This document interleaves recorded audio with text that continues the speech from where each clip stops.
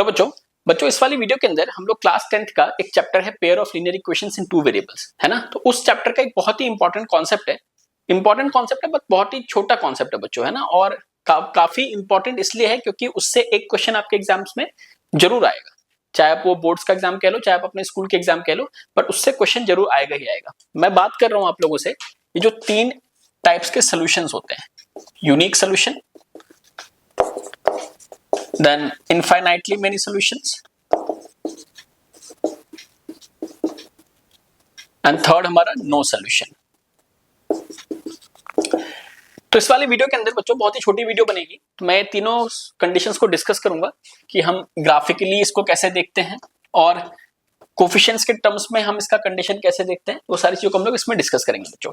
सबसे पहली बात, आपने pair of linear equations in two variables में जितने भी ग्राफ्स बनाए होंगे या जितनी आपको अभी तक जानकारी हुई होगी, आपको ये पता है कि यार कभी भी अगर मैं पेयर ऑफ लीनियर इक्वेशंस को ग्राफ पे बनाऊंगा तो हमेशा उसका स्ट्रेट लाइन ही आएगा, है ना। हमेशा आपने बनाया होगा जब कभी भी, चाहे क्लास 9th में भी आपने एक सिंगल इक्वेशन को भी ड्रॉ करके देखा था ग्राफ पे, तो हमेशा स्ट्रेट लाइन ही आती होगी, है ना। और यही होगा ही इसमें हमेशा, क्यों? क्योंकि स्ट्रेट लाइन हमेशा लीनियर इक्वेशन को ही रिप्रेजेंट कर देता है। या आप यूं कह लो कि अगर लीनियर इक्वेशन होगा तो स्ट्रेट लाइन ही आएगा उसका ग्राफ पे। मतलब अगर आपका स्ट्रेट लाइन के अलावा कोई और कर्व आ रहा है ना, तो आप कुछ ना कुछ गलत कर रहे हैं बच्चों उसमें, है ना। इस बात का आपको ध्यान रखना है। तो pair of linear equations in two variables में दो इक्वेशंस आपको हमेशा गिवन होती है, तो आपके पास ग्राफ पे लाइंस भी कितनी बनेंगी? दो बनेंगी, है ना बच्चों। तो यहां तक तो हमारे को बेसिक ग्राफिकल में कवर करूंगा मैं, बट तब तक आपको इतना पता होना चाहिए। अब अगर मान लो कि आपने दो लाइंस ग्राफ पे बनाई है ना, तो दो लाइंस के तीन केसेस बनते हैं। पहला केस क्या होता है कि वो दो लाइंस कभी भी आपस में इंटरसेक्ट नहीं करेंगी, पैरेलल निकल जाएंगी, है ना। दूसरा केस क्या बनता है कि वो दो लाइंस आपस में एक यूनिक पॉइंट पे इंटरसेक्ट करेगी, है ना। और तीसरा केस क्या बनता है कि वो दो लाइंस एक दूसरे के ऊपर कोइंसिडेंट कर जाएंगे, है ना बच्चों। क्या आप इसके अलावा कोई और कंडीशन सोच सकते हैं दो लाइंस के लिए? नहीं सोच पाएंगे बच्चों। क्यों? क्योंकि यही मैक्सिमम कंडीशंस हैं दो लाइंस के थ्रू, या तो एक दूसरे के ऊपर कोइंसिडेंट करेंगी, या वो एक सिंगल पॉइंट पे इंटरसेक्ट करेगी यूनिक पॉइंट पे, या वो कभी भी एक दूसरे को इंटरसेक्ट नहीं करेगी और पैरेलल निकल जाएगी बच्चों। तो जो तीन कंडीशंस आप देख रहे हो ना, तीन केसेस देख रहे हो, बेसिकली ये तीन टाइप के सॉल्यूशंस हैं। कैसे? ये हो गया अपना नो सॉल्यूशन,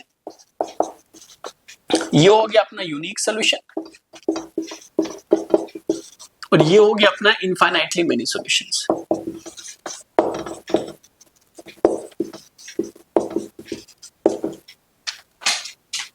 ठीक है ना बच्चों, ये तीन अपने कंडीशंस हो गए। अब एक एक करके एक्सप्लेन करता हूं मैं कि ये कंडीशंस का क्या मतलब होता है।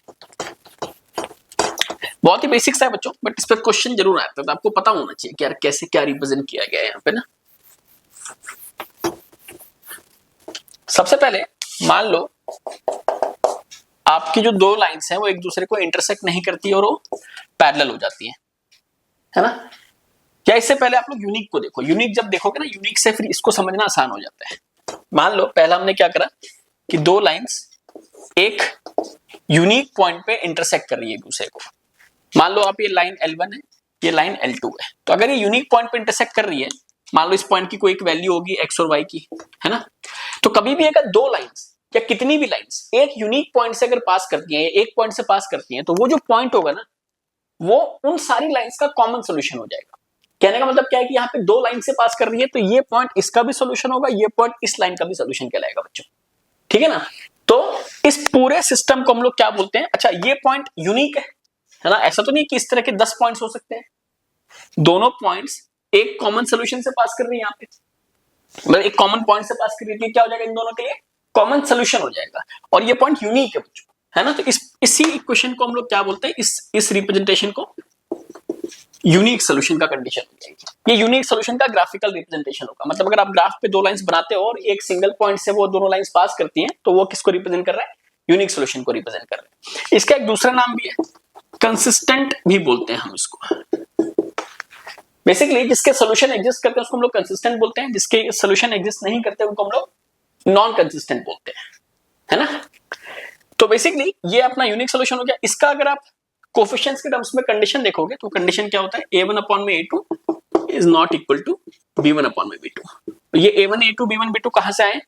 ये इस इक्वेशन के स्टैंडर्ड फॉर्म से आए हैं। ये भी मैं डिस्कस करूंगा आप लोगों के साथ, बट तब तक के लिए मैं बता देता हूँ। इसमें कुछ कुछ कंडीशंस भी होती है A1 A2 B1 B2 के लिए, वो बात की बात है, बट ये A1 A2 B1 B2 यहीं से आया है ना।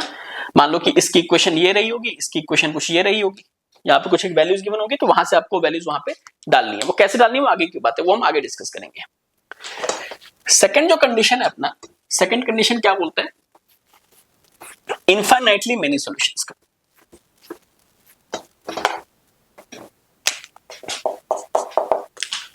मान लो आपने एक लाइन ये बनाया है ना, और अच्छा इस एक सिंगल लाइन के, आप लोगों ने क्लास 9 में क्या पढ़ा था कि एक सिंगल लाइन के इनफाइनाइट सॉल्यूशंस होते हैं।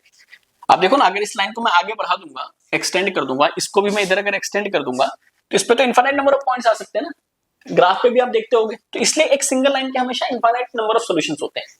तो अगर दूसरी लाइन भी इसके ऊपर ही आ जाती है ड्रॉ करने के बाद, मान लो दूसरी लाइन भी इसके ऊपर ही आ गई, तो दोनों तो एक ही लाइन बन गई ना, बेसिकली दोनों एक दूसरे के ऊपर आ गई, मतलब कोइंसिडेंट लाइंस हैं। तो एक का जितना सोल्यूशन होगा दूसरे वाले का भी उतना ही सोल्यूशन होगा, है ना। तो दोनों मिला के भी कितने सोल्यूशन हो जाएंगे बच्चों, इनफाइनाइट नंबर ऑफ सॉल्यूशंस, है ना। तो ये हमारे पास इनफाइनाइट नंबर ऑफ सॉल्यूशंस का ग्राफिकल रिप्रेजेंटेशन हो गया, है ना। इसको हम लोग भी क्या बोलते हैं, कंसिस्टेंट और डिपेंडेंट भी बोला जाता है इसको, ठीक है ना। ये उसका दूसरा नाम हो गया। एंड सेकेंडली जो इसकी कंडीशंस होंगी कोफिशिएंट्स के हिसाब से, वो क्या होंगी, A1/A2 equals to B1/B2 equals to C1/C2। मतलब इसमें आपको ये ध्यान रखना है कि भाई तीनों में इक्वल टू आएंगे, तीनों मतलब ये तीनों के बीच में दोनों इक्वल टू के साइन आएंगे, कहीं पे भी नॉट इक्वल टू नहीं आएगा बच्चों, ठीक है ना। और तीसरा कंडीशन अब आपको काफी आसानी से समझ में आ जाएगा, जो है हमारा नो सॉल्यूशन का कंडीशन।